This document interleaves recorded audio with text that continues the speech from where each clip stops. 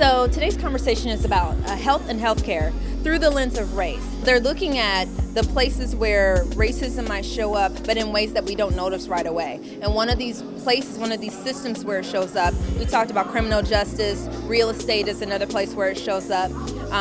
So where people live, how people access housing, and also how people access healthcare and the health issues that they have, how people are treated when they go into the doctor's office, that there's a link between zip codes and life expectancy. So areas that may have been zoned as poor, we're seeing higher diabetes, higher heart disease, infant mortality that are tied to these areas. So we're seeing a link between race, where you live, and how long you might live.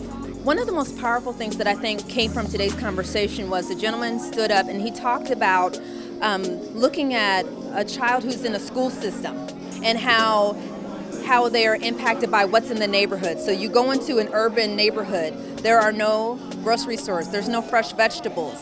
So the student gets up, they might eat junk food because the corner store is the only thing they can access. So they start the day with junk food.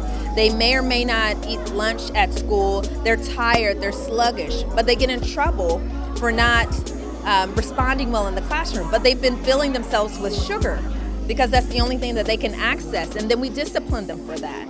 And then they're not feeling well. They go home. They don't have a full meal because they're not around fresh foods and these kinds of things. And so we're seeing that in this case, nutrition and health impacted how that student showed up for class to learn that day.